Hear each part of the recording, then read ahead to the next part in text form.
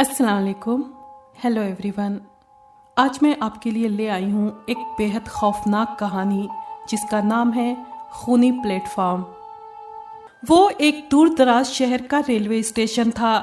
جب انگریز دور میں پاک و ہند میں ریلوے لائن بچھائی گئی تو اس شہر کے قریب سے ریلوے لائن گزرتی تھی، کیونکہ پہلے یہ ایک قصبہ تھا، مگر جو آبادی بڑھتی گئی تو اس شہر نے قصبے سے شہر کا روپ دھارا.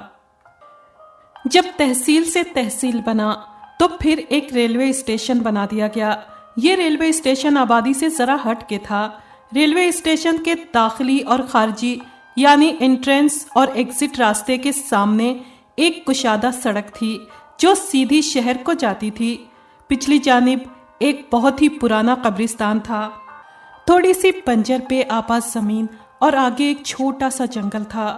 اس ریلوے اسٹیشن پر کچھ پیسنجر لوکل ٹرینیں رکتی تھیں اور 3 ایکسپریس تیز رفتار نان اسٹاپ ٹرینیں یہاں سے گزرتی تھیں. دن بھر کئی منچلے یہاں آ کر پلیٹ فارم پر کرکٹ کھیلتے اور اسٹیشن کا اسٹاف بھی ان کے ساتھ کھیل میں شامل ہو جاتا. اس ریلوے اسٹیشن کے ساتھ ہی 8 سے 10 کوارٹرز اسٹاف کے رہنے کے لیے بنے ہوئے تھے. اسی اسٹیشن پر سال بعد کوئی نہ کوئی حادثہ ہو جاتا جس کی وجہ سے کئی مسافر شدید زخمی ہو جاتے اور کچھ اپنی جان سے ہاتھ دھو بیٹھتے. مزید یہ کہ اسٹیشن کے عملے یعنی اسٹاف میں سے بھی کسی نہ کسی کی دردناک موت ہو جاتی. پھر دھیرے دھیرے اس اسٹیشن اور پلیٹ فارم کے بارے میں بہت سی پراسرار باتیں مشہور ہونا شروع ہو گئیں. اب صورتحال یہ ہونے لگی کہ کسی بھی اہلکار کی ٹرانسفر یہاں ہوتی تو وہ سفارش یا اثر و رسوخ سے اسے رکوا لیتا. ادھر آنے کو کوئی بھی تیار نہ تھا. عامر بھی اسی اسٹیشن کے عملے کا ایک اہلکار تھا. وہ مجبوری کی وجہ سے یہاں رکا ہوا تھا کیونکہ اس کی ترقی ہونے والی تھی اور 3 مہینے بعد ایک بڑے ریلوے اسٹیشن پر ایک اہلکار کی ریٹائرمنٹ ہونی تھی. تو افسران کا یہ وعدہ تھا کہ جب وہ سیٹ خالی ہوگی تو اسے ترقی دے کر وہاں تعینات کر دیا جائے گا. اسی امید پر عامر یہاں پر اپنا وقت گزار رہا تھا. اس کی فیملی اسی بڑے شہر میں رہتی تھی جہاں ترقی کے بعد اس کی تعیناتی ہونے والی تھی. عامر یہاں اکیلا ہی کوارٹر میں رہتا تھا. ایک دن عامر اپنے کوارٹر میں لیٹا ہوا تھا. گرمیاں ابھی شروع نہیں ہوئی تھیں. رات کے 12 بجے یہاں سے ایک تیز رفتار نان اسٹاپ ٹرین گزرتی تھی. رات کے 11:15 بجے عامر اپنے کوارٹر سے باہر نکلا تاکہ لائن کانٹا وغیرہ چیک کر کے باقی اسٹاف کے ساتھ آنے والی ٹرین کو کلیئرنس دے سکے. وہ تیز تیز قدم اٹھاتا پلیٹ فارم کی طرف جا رہا تھا تو اچانک وہ اس طرح ٹھٹک کر رک گیا جیسے کوئی ڈراؤنا اور بھیانک خواب دیکھتے دیکھتے اس کی اچانک آنکھ کھل گئی ہو. وہ آواز اور منظر ہی کچھ ایسا تھا کہ عامر کے رونگٹے کھڑے ہو گئے. اس نے جو منظر دیکھا ویسے تو وہ دھندلا تھا مگر عامر کے ہوش اڑا دینے کے لیے کافی تھا. اس نے دیکھا کہ ایک جوان عورت کے جسم کے 3 ٹکڑے پڑے ہوئے تھے اور ایک بہت بڑا اژدہا ان کے اوپر رینگ رہا تھا اور منہ سے لمبی سرخ زبان بار بار نکال کر ان ٹکڑوں پر پھونک مارتا تو آگ کے شعلے نکلتے اور ایک سیٹی کی آواز نکلتی. عورت کے سر سے سسکنے اور کراہنے کی دل خراش آواز نکل رہی تھی.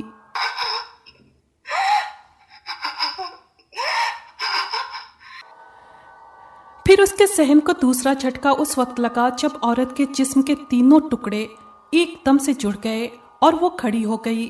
اژدہا اس کے جسم سے لپٹ گیا اور یہ جھٹکا کسی ننگے تاروں میں دوڑنے والے کرنٹ سے زیادہ تیز اور ہولناک تھا. ڈر کے مارے عامر کی کھکی بن گئی. اس کا جسم خوف و ہراس سے کانپ رہا تھا جیسے ٹھنڈی رات میں اچانک گرم گرم بستر سے ایک دم انسان باہر نکل آئے اور ٹھٹھرتی سردی سے کانپنے لگے. قریب تھا کہ عامر گر پڑتا. اچانک دور سے آنے والی ٹرین نے زوردار ہارن بجایا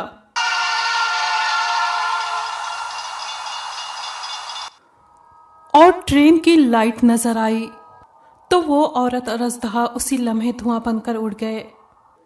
دوسری طرف سے ایک اہلکار کلیئرنس کے لیے ٹوکن اور گولا لے کر آ رہا تھا تو اسے دیکھ کر عامر کی جان میں جان آئی. پھر کچھ منٹوں کے بعد ٹرین فراٹے بھرتی ہوئی اسٹیشن سے گزر گئی. عامر اسی لمحے اپنے کوارٹر کی طرف دوڑا اور چارپائی پر گر پڑا. اس کا جسم بخار سے پھونک رہا تھا.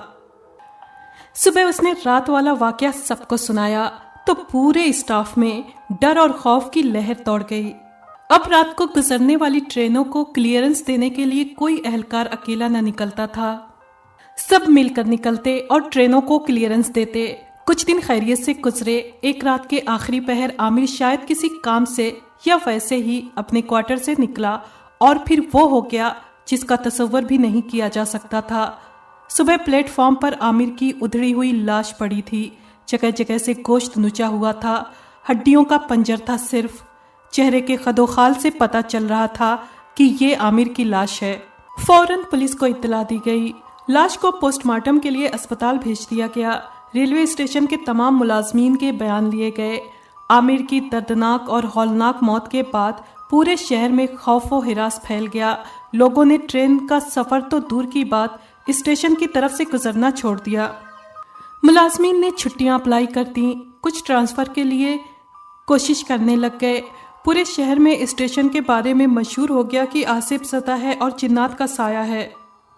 ادھر حکومت نے ایک بہت بڑا انڈسٹریل اسٹیٹ یہاں قائم کیا تھا اور اس شہر کو تحصیل سے ضلع کا درجہ دیا جانے والا تھا، تو اسی وجہ سے 2 نئی ٹرینیں یہاں سے چلانے کا پلان بھی مکمل تھا، مگر ان حالات میں کوئی بھی ملازم اس اسٹیشن پر ڈیوٹی کرنے کے لیے آمادہ نہ تھا۔ لوگوں کو بھی کافی سفری مشکلات کا سامنا تھا۔ ریلوے اسٹیشن اجاڑ اور ویران ہو گیا تھا۔ ٹھیلے والے اور باقی اسٹال والے سب لوگ اسٹیشن چھوڑ گئے۔ اب اسٹیشن پر ویرانی کا راج تھا۔ ان حالات میں عبدالحفیظ نامی اسٹیشن ماسٹر نے کچھ بہادر، دلیر اور نڈر ملازمین کو ساتھ ملایا اور اس صورتحال سے نپٹنے کا پکا ارادہ کیا۔ اس لیے عبدالحفیظ سمیت 8 ملازمین کی ٹرانسفر کے آرڈرز یہاں کر دیے گئے۔ اس پراسرار، خوفناک اور آصف زدہ اسٹیشن کا چارج لینے سے پہلے عبدالحفیظ نے اپنے مرشد کی خدمت میں حاضر ہونے کا ارادہ کیا۔ جب عبدالحفیظ حاضری کے لیے اپنے پیر کے پاس پہنچا تو مرشد سرکار، جو کہ سید تھے، باہر ایک درخت سے ٹیک لگائے بیٹھے ہوئے تھے۔ نورانی چہرہ اور سفید داڑھی، آنکھیں بند کیے، ان کی انگلیاں تسبیح کے دانوں پر کسی وظیفے کا ورد کرنے میں مصروف تھیں۔ عبدالحفیظ ان کے قریب خاموشی سے بیٹھ گیا۔ چند لمحوں کے بعد انہوں نے آنکھیں کھولی اور عبدالحفیظ کو اپنے پاس بلایا۔ سلام دعا کے بعد عبدالحفیظ نے تمام ماجرا ان کو کہہ سنایا، تو چند لمحوں کے انتظار کے بعد انہوں نے دوبارہ آنکھیں بند کر کے مراقبہ کیا، یعنی دھیان کیا، اور ایک تعویذ لکھ کر عبدالحفیظ کو دیا کہ اسے چاندی کے خول میں پیک کرا کے اپنے گلے میں پہن لو اور ایک لمحے کے لیے بھی اپنے سے جدا نہ کرنا۔ اس کے علاوہ اور ضروری ہدایات بھی دیں اور مسلسل رابطے میں رہنے کا کہا۔ عبدالحفیظ نے اپنے مرشد سرکار کی دعا لی اور اللہ کا نام لے کر اپنے اسٹاف کے ساتھ اس اسٹیشن کا چارج لے لیا۔ تمام کوارٹرز کی صفائی کروائی اور پورے پلیٹ فارم پر تمام پولز پر مرکری بلب لگوائے، سب کو تسلی دی اور ڈیوٹی شروع کر دی۔ رات کو گزرنے والی ٹرینوں کی کلیئرنس، لیمپ چلانا، کاٹا بدلنا، ٹوکن گولا وصول کرنا اور دینا وغیرہ، ایسے کام عبدالحفیظ عملے کے ساتھ مل کر سر انجام دیتا تاکہ اسٹاف کا حوصلہ قائم رہے۔ عبدالحفیظ کو آئے ابھی 1 ہفتہ ہی ہوا تھا۔ رات کے 11:30 بجے تھے۔ پورے اسٹیشن اور پلیٹ فارم کی لائٹیں جل رہی تھیں۔ ٹرین کے آنے میں آدھا گھنٹہ تھا۔ عبدالحفیظ اپنے دفتر سے اٹھ کر پلیٹ فارم کی طرف آیا تو اچانک تمام لائٹس بند ہو گئیں، جبکہ بجلی موجود تھی۔ عبدالحفیظ کسی کو آوازیں دینے لگا تو اچانک اس کے کانوں میں رونے اور سسکنے کی آوازیں آنے لگیں۔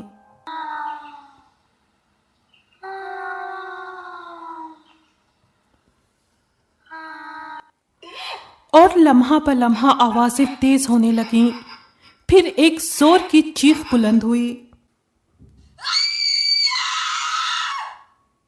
اور اگلے لمحے عبدالحفیظ کے سامنے انتہائی کریہا اور خوفناک اور ڈراؤنی شکل والے پتلے آ گئے، جن کے لمبے لمبے ناخن چاقو کی طرح تھے۔ لگتا تھا کہ وہ اس کے جسم کو نوچ لینا چاہتے ہیں۔ وہ آگے بڑھتے مگر کوئی اندیکھی طاقت انہیں آگے بڑھنے سے روک دیتی۔ وہ عبدالحفیظ کے قریب نہیں آ رہے تھے۔ عبدالحفیظ نے مرشد سرکار کے بتائے ہوئے وظیفے کا ورد شروع کر دیا۔ جب ورد مکمل ہوا تو اس نے ان پتلوں کی طرف زور سے پھونک ماری تو وہ اور پیچھے ہٹ گئے، مگر انتہائی غصے کے ساتھ شوکنے لگے۔ عبدالحفیظ نے دوسرے وظیفے کا ورد شروع کیا تو اس کے کانوں میں آواز آئی کہ آج تو بچ گیا مگر آئندہ نہیں بچے گا، تیری موت بھی عامر جیسی ہوگی۔ پھر وہ پتلے غائب ہو گئے اور پلیٹ فارم اور اسٹیشن کی لائٹس خود ہی آن ہو گئیں۔ اگلے دن عبدالحفیظ نے یہ ساری بات فون کر کے مرشد سرکار کو بتائی۔ انہوں نے سختی سے ہدایت دی کہ گلے کے تعویذ کا خاص خیال رکھنا۔ 2 دن سکون سے گزرے۔ تیسری رات جب ٹرین آنے کا وقت ہو گیا تو عبدالحفیظ نے کلیئرنس کے لیے ٹوکن گولا تیار کیا۔ کانٹے والے نے کانٹا تبدیل کیا۔ ابھی سگنل ڈاؤن نہیں کیا تھا کہ عبدالحفیظ کو پلیٹ فارم پر ایک بڑی سی مرغی نظر آئی اور پھر اگلے ہی لمحے وہ ایک بکری میں تبدیل ہو گئی اور پھر ایک دم بہت بڑی بھینس کی شکل اختیار کر گئی۔ اس کی لال سرخ آنکھیں اور منہ اور نتھنے سے انتہائی تیز خوفناک آوازوں کے ساتھ آگ کے شعلے نکل رہے تھے اور وہ آن کی آن میں عبدالحفیظ کو اپنی ٹانگوں تلے رودنے اور ادھیڑنے کے لیے بے قرار تھی اور اس کی طرف پڑھنے لگی۔ عبدالحفیظ نے فوراً وظیفے کا ورد شروع کر دیا اور اپنے حواس قائم رکھے۔ ادھر ٹرین کے آنے کا وقت ہو گیا تھا۔ وہ دیو ہیکل بھینس منہ سے آگ اڑاتی عبدالحفیظ کے قریب پہنچ کر اپنی اگلی دونوں ٹانگیں زور زور سے زمین پر رگڑنے لگی اور اس کے کھروں سے چنگاریاں نکلنے لگیں۔ عبدالحفیظ نے وظیفہ پڑھ کر بھینس پر پھونک ماری تو وہ تھوڑی سی پیچھے ہٹی مگر اور زیادہ غصے میں خونخوار ہو گئی۔ عبدالحفیظ نے دوسرا وظیفہ پڑھا اور مرشد سرکار کی ہدایت کے مطابق بھینس پر زور سے تھوکا تو وہ پیچھے ہٹنے لگی اور آخر کار دھوئیں میں غائب ہو گئی۔ جیسے ہی عبدالحفیظ دوسری طرف پلٹا تو یہ دیکھ کر اس کے پاؤں سے زمین نکل گئی کہ سگنل ڈاؤن ہے مگر کانٹا خود بخود تبدیل ہو چکا تھا۔ ادھر ٹرین آ رہی تھی۔ ہارن بجنے کی آوازیں آ رہی تھیں۔ اگر ٹرین اسی ٹریک پر آ جاتی جو کہ خود بخود تبدیل ہوا تھا تو ریلوے کی تاریخ کا بہت بڑا حادثہ کہلاتا۔ کئی مسافر موت کے منہ میں چلے جاتے، نہ صرف ٹرین الٹ جاتی بلکہ آگ بھی لگ جاتی اور بڑے پیمانے پر تباہی ہوتی۔ عبدالحفیظ نے فوراً کانٹے والے کو آواز دی۔ ٹرین سگنل کے قریب پہنچ چکی تھی۔ اس نے دوڑ کر فوراً کانٹا چینج کیا۔ اتنی دیر میں کانٹے والا بھی پہنچ گیا۔ عبدالحفیظ نے اس کو کہا کہ فوراً ٹریک چیک کرو۔ وہ خود کانٹا تبدیل کرنے والے لیور کو مضبوطی سے پکڑ کر کھڑا ہو گیا اور وظیفے کا ورد شروع کر دیا کہ کوئی اندیکھی طاقت پھر چینج نہ کر دے۔ سب کچھ ٹھیک تھا، لائن کلیئر تھی، ٹوکن گولا لگا دیا گیا اور 2 منٹ کے بعد ٹرین فراٹے بھرتی ہوئی خیریت سے گزر گئی۔ سب نے سکھ کا سانس لیا اور خدا کا شکر ادا کیا۔ عبدالحفیظ نے صبح ٹیلی فون پر مرشد سرکار کو تمام بات بتائی، جس پر انہوں نے فرمایا کہ ان تمام خطرناک حالات اور واقعات کے خاتمے کے لیے ان کا خود آنا بہت ضروری ہو گیا ہے اور وہ شام تک پہنچ جائیں گے۔ انہوں نے عبدالحفیظ سے کہا کہ وہ وظائف کا ورد جاری رکھے، ریلوے اسٹیشن کو 1 منٹ کے لیے بھی نہ چھوڑے، خود موجود رہے اور ہر کام اپنی نگرانی میں کروائے اور ہر چیز پر کڑی نظر رکھے، کسی معاملے میں ایک لمحے کی بھی غفلت یعنی لاپرواہی نہ برتے۔ اسی شام مرشد سرکار پہنچ گئے۔ انہوں نے آ کر پورے ریلوے اسٹیشن اور پلیٹ فارم کا اچھے سے جائزہ لیا اور گہری سوچ میں ڈوب گئے۔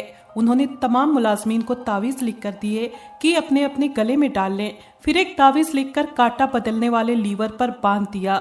تھوڑی دیر کے بعد ایک ٹرین آئی اور تھوڑی دیر رکنے کے بعد بخیر و عافیت چلی گئی۔ مرشد سرکار نے بتایا کہ آج کی رات بہت کڑی اور اہمیت کی حامل ہے کیونکہ آج کی رات اماوس کی رات ہے۔ اب رات 12 بجے سے پہلے کسی ٹرین کو نہیں آنا تھا۔ اب جو کچھ بھی کرنا تھا یا ہونا تھا وہ رات 12 بجے سے پہلے ہو جانا تھا۔ مرشد سرکار نے مغرب کی نماز ادا کرنے کے بعد پلیٹ فارم پر آ کر جائے نماز پر بیٹھ کر طویل مراقبہ یعنی لمبا دھیان کیا اور عشاء کی اذان سے تھوڑی دیر پہلے مراقبہ ختم کیا اور پلیٹ فارم پر اپنے گرد حصار کھینچا یعنی گولا کھینچا اور ایک چٹائی پر بیٹھ گئے۔ پانی والا ایک برتن منگوایا اور پانی پر دم کر کے اپنے پاس ہی رکھ لیا۔ انہوں نے ایک حد بندی بنا دی اور سختی سے ہدایت کی کہ کوئی شخص اس حد بندی سے آگے آنے کی کوشش نہ کرے۔ سب کے دل تجسس اور خوف سے دھڑک رہے تھے۔ تجسس یعنی کیوریاسٹی سے۔ مرشد سرکار نے ایک جلالی وظیفہ شروع کر دیا۔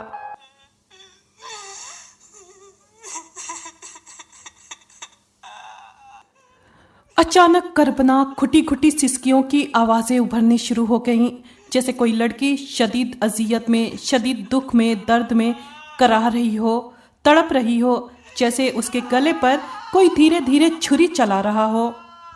फिर एक चीख की आवाज बुलंद हुई।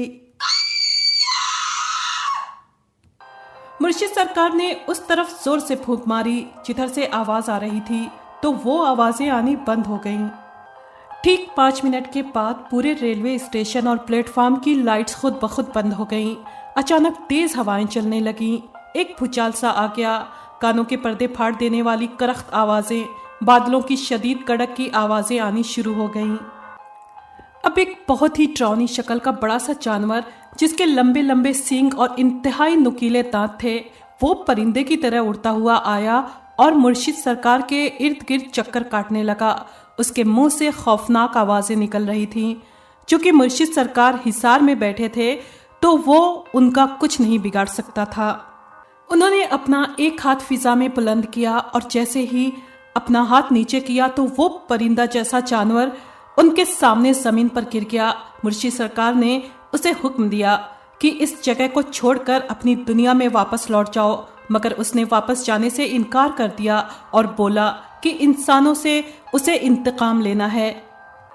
जब मुर्शिद सरकार के तीसरी बार कहने पर भी वो इनकारी हुआ, तो उस वक्त मुर्शिद सरकार ने पानी वाले बर्तन में हाथ डालकर चुल्लू में पानी भरा और उसकी तरफ फेंक दिया, और जैसे ही उस पर पानी के छींटे गिरे, अगले ही लम्हे उसे आग लग गई और वो चीखने चिल्लाने लगा। मुर्शिद सरकार जैसे जैसे उस पर पानी फेंकते तो आग ऐसे भड़कती जैसे जलती आग पर पेट्रोल डाला जा रहा हो। थोड़ी देर के बाद उसकी चीखने की आवाजें बंद हो गईं और वो जलकर भस्म हो गया। धुएं के बादल ने पूरे माहौल को अपनी लपेट में ले लिया और थोड़ी देर के बाद धुआं खत्म होना शुरू हो गया और तमाम लाइट्स ऑन हो गईं। माहौल पर एक गहरा सुकूत और सुकून तारी हो गया। जब पूरी तरह से धुआं और बदबू खत्म हो गई तो मुर्शिद सरकार हिसार से बाहर निकले और सभी मुलाजमीन को आवाज देकर बुलाया और इस खतरनाक, खौफनाक आसेब और इफरीत को हमेशा के लिए खत्म हो जाने की मुबारकबाद दी। इस तरह वो भयानक रात सुबह के उजाले में तब्दील हो गई। सुबह मुर्शिद सरकार ने शहर के नामी ग्रामी लोगों को रेलवे स्टेशन पर बुलवाया और प्लेटफॉर्म की दूसरी तरफ जहां झाड़ झंकार थी, उसको हटाकर खुदाई करवाई, तो वहां एक इंसानी पंजर बरामद हुआ। मुर्शिद सरकार ने मुराकबे में नजर आने और इल्म की रोशनी में बताया कि रेलवे स्टेशन तामीर होने से पहले यहाँ एक खाली मैदान था और ताकत हासिल करने के लिए एक शख्स यहाँ पर काले जादू का मकरूह अमल किया करता था, और इस मकरूह अमल के लिए उसने कत्ल जैसा घिनौना काम भी किया था। उसने एक लड़की को अगवा करके उसका कत्ल कर दिया था और उसकी लाश इस गड्ढे में दफना दी थी, मगर उसका अमल गलत हो गया, उल्टा पड़ गया, जिसके नतीजे में वो कहीं गायब हो गया और भूत प्रेत भी भर गए, जिसकी वजह से ऐसे वाकयात होने लग गए। अब उस शख्स की खबीस और गंदी रूह जहन्नुम रसीद हो चुकी है, भूत प्रेत का खात्मा हो चुका है। ये इंसानी पंजर उसी लड़की का है जिसका उसने कत्ल किया था, और फिर उस पंजर को कब्रिस्तान में दफन कर दिया गया। सारे इलाके के लोगों ने उस आसेब और मुसीबत से छुटकारा दिलाने पर मुर्शिद सरकार का शुक्रिया अदा किया। शहर को जिले का दर्जा मिल गया। बहुत जल्दी तरक्की करता करता ये शहर बहुत फैल गया। इंडस्ट्रियल एस्टेट बनने की वजह से लोगों को रोजगार मिला। रेलवे स्टेशन भी काफी बड़ा कर दिया गया और फिर कोई ऐसा नाखुशगवार वाकया दोबारा नहीं हुआ। अगर आपको ये कहानी पसंद आई है तो प्लीज़ लाइक और शेयर करें और कमेंट बॉक्स में अपनी राय का इजहार कीजिए। अगर आपने हमारे चैनल को अभी तक सब्सक्राइब नहीं किया है तो प्लीज़ सब्सक्राइब कर लें और बेल आइकन को प्रेस कर दें ताकि आने वाली हर कहानी का नोटिफिकेशन आपको मिल सके। शुक्रिया।